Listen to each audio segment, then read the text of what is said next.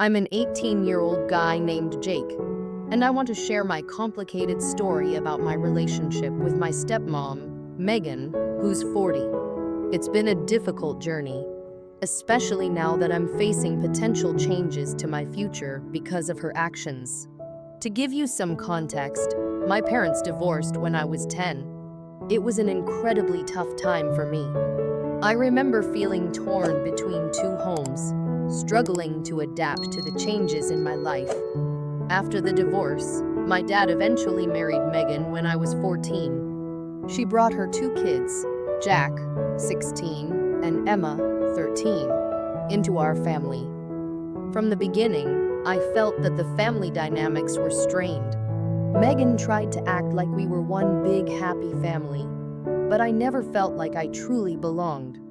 It felt more like we were sharing a house rather than creating a home together. Despite these family struggles, I focused on my studies and extracurricular activities. I worked hard in school, maintaining a solid 3.8 GPA. I was involved in the robotics club and volunteered at an animal shelter. I had dreams of studying engineering at a top university, and I believed that my dad's efforts to save money for my college would help me achieve those dreams.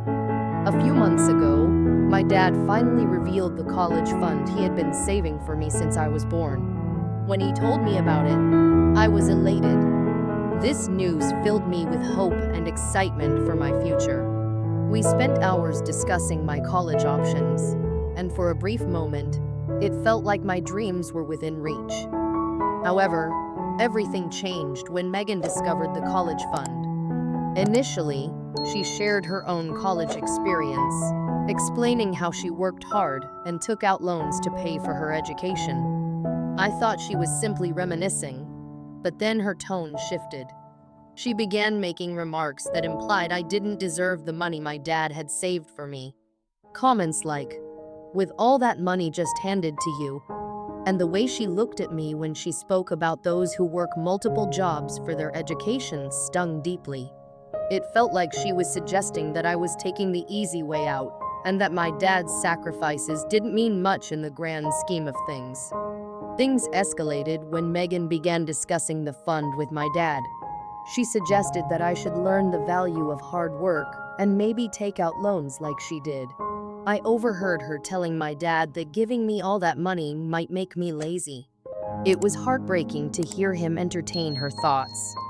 He seemed to contemplate what she was saying and started suggesting that he might reduce the fund or only cover my tuition while I'd be responsible for my living expenses. It felt like he was wavering on his promise to support me financially because of Megan's influence. I tried reaching out to my mom for advice, but their relationship had soured over the years, and she didn't like Megan at all. I felt conflicted about turning to her because I knew it would only complicate things further. She encouraged me to stand up for myself, but it was difficult to do so when I had to live with Megan every day. I often overheard her subtly steering conversations with my dad to benefit her children, Jack and Emma, while downplaying my achievements. I was furious and frustrated, especially when I confronted Megan about her comments. She justified her stance by claiming she was trying to be fair to everyone and labeled me selfish for wanting to keep the college fund. It was infuriating, especially when she suggested I consider community college instead, as if that were an acceptable option for me. After our confrontation, things deteriorated further. Megan made passive-aggressive comments during family dinners about being responsible and earning your way. Meanwhile, my dad began to side with her more, and it felt like I was losing the bond I once had with him. Jack and Emma stayed silent, clearly uncomfortable but unwilling to go against their mom. Eventually, I managed to have a private conversation with my dad in his study. I explained how Megan's comments were affecting me and how she was trying to take away the fund he promised me. To my dismay, he mentioned that Megan had some valid points about working for what you want. My heart sank. I reminded him of all my hard work and dedication to my studies. but he looked uncomfortable. Before I could say more, Megan entered the room, smiling, and suggested we look at more affordable schools together. Dad nodded along, and I felt utterly defeated. I thought about reaching out to my grandparents for support, knowing they didn't like Megan and might be willing to help. But I worried that doing so would only create more tension at home. Megan always spoke about fairness, but it felt like she only cared about her kids, not mine. As time went on, my anxiety grew. I began focusing on scholarship applications, preparing for the possibility that the college fund might be reduced or taken away altogether. I felt betrayed by my dad. He had always avoided conflict, but I never imagined he would let someone else decide my future. I just hoped he would remember the promises he made to me before it was too late. This whole experience has been exhausting, and the emotional toll is significant. I feel like I'm living in a happy family, but Megan's actions tell a different story. She treats Jack and Emma with a kind of favoritism that is palpable. For instance, she never questions their spending habits, while she continually lectures me about financial responsibility. I wonder if Megan is pushing back against my college fund because she wants that money to go toward family vacations or to support Jack and Emma's college expenses. Megan has also made comments about how I should be grateful for everything she and my dad have done for me. She frequently talks about the sacrifices they've made, but I believe it's really my dad who has made those sacrifices, not her. I feel like I'm being gaslit. She says one thing to me when we're alone, but twists it in front of my dad. It leaves me questioning my own memories and experiences. I worry that if I stand up to Megan, she will convince my dad to kick me out. At 18, I know they aren't obligated to support me anymore, which adds to my fear of speaking out. I feel stuck in a situation where if I fight for my college fund, I might ruin my relationship with my dad. But if I give in to Megan's demands, I risk losing my dreams and the financial stability I desperately need for college. Am I wrong for wanting my dad's college fund? Should I try to figure out how to pay for college myself? I feel lost and could really use an outside perspective. Every day was a struggle as I grappled with the feelings of anger and deep sadness that consumed me. I couldn't wrap my head around how my dad could believe such terrible things about me, all because of what Megan had said. My heart ached with betrayal and confusion. The thought of discussing this with my grandparents crossed my mind, but the fear that they might side with my dad and believe Megan's lies was paralyzing. The idea of disappointing them weighed heavily on my conscience, and I felt trapped in this nightmare. I considered going to the police about Megan's false claims, but a lingering dread held me back. Would that only reinforce my dad's belief in her fabricated story? It seemed like everything I tried to do to clear my name would backfire, making my situation worse. My mom had offered me a place to stay in another state, far from the chaos of my current life. But I knew that moving there would mean abandoning my college dreams, everything I had worked tirelessly for, and it felt like too great a sacrifice. As the days stretched into weeks, my sense of hopelessness grew. I felt utterly powerless as Megan's lies spiraled out of control, impacting not only my relationship with my dad, but also my self-worth. The person who should have known me best, the person who should have stood up for me, had chosen to believe the worst about me without giving me a chance to explain.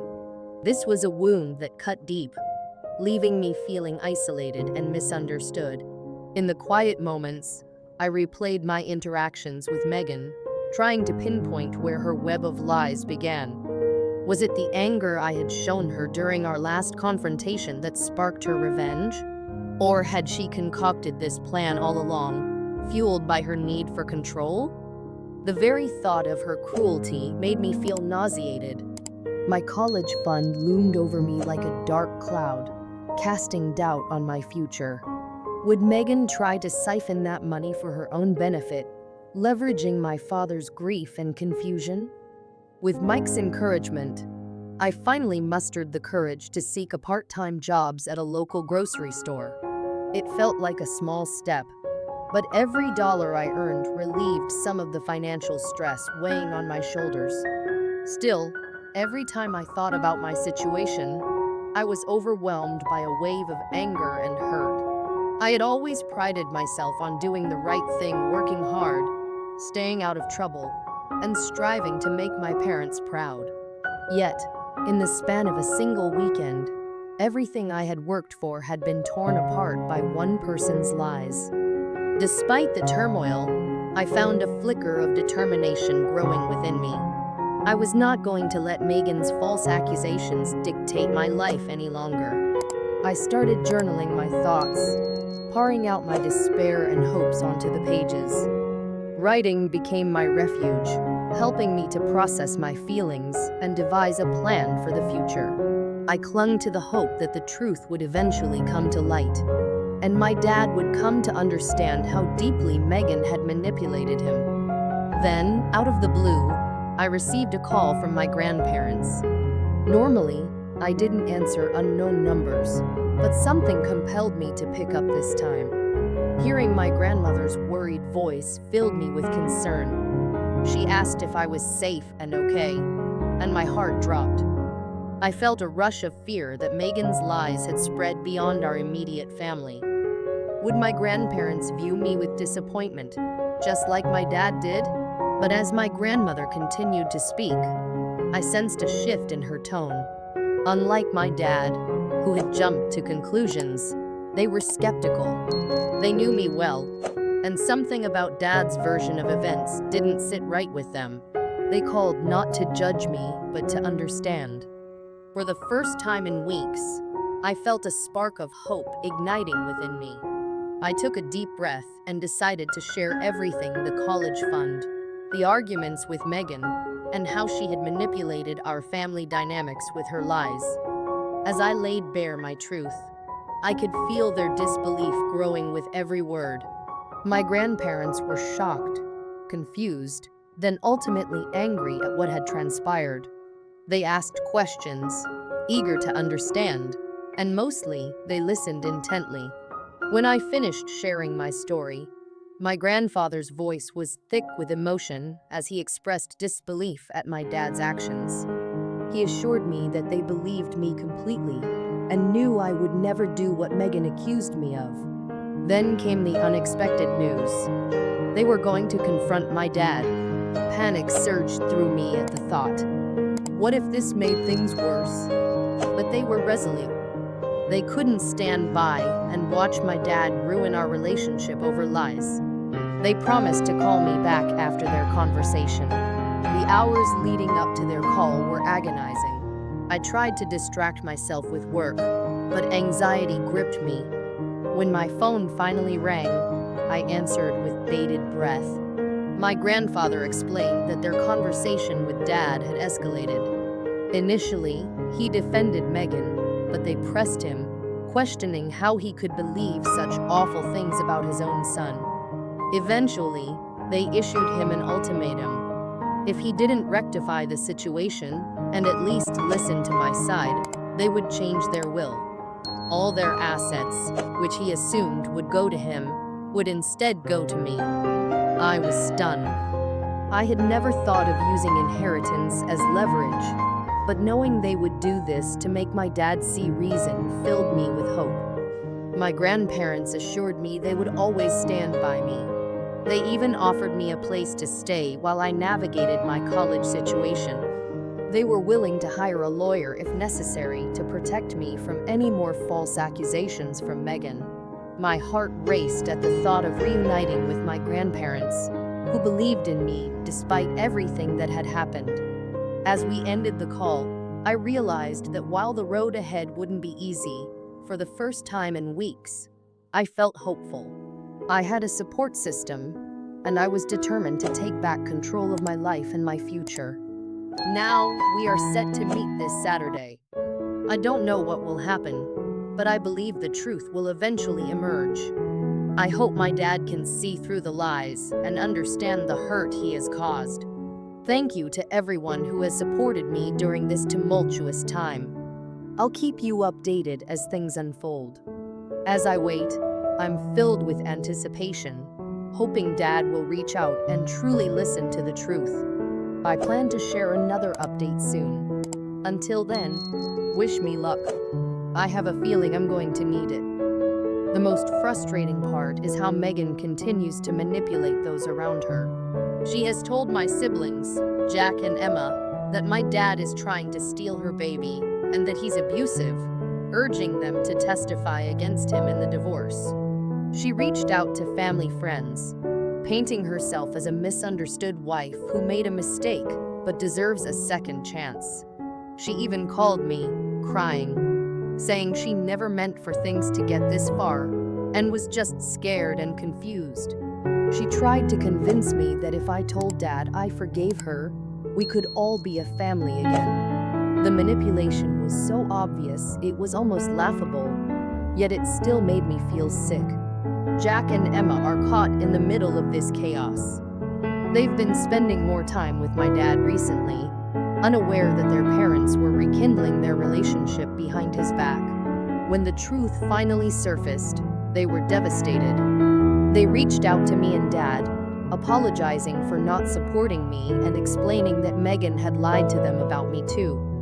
She told them I was jealous and trying to sabotage their relationship with Dad, convincing them I was unstable and potentially violent, which is why they had avoided me in the weeks leading up to my departure. Learning the truth has been hard for them, and they're struggling to comprehend who their mother really is. Despite all the turmoil, my dad is trying to make amends in every way he can think of. He has reached out to my grandparents to thank them for supporting me and to apologize for not listening to them sooner. He's offered to pay for therapy for me, recognizing the emotional trauma this whole ordeal has caused.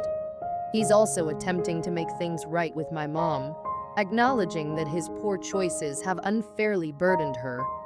As for me, I'm still processing everything. Part of me is relieved that the truth is finally out and that I've been cleared of blame.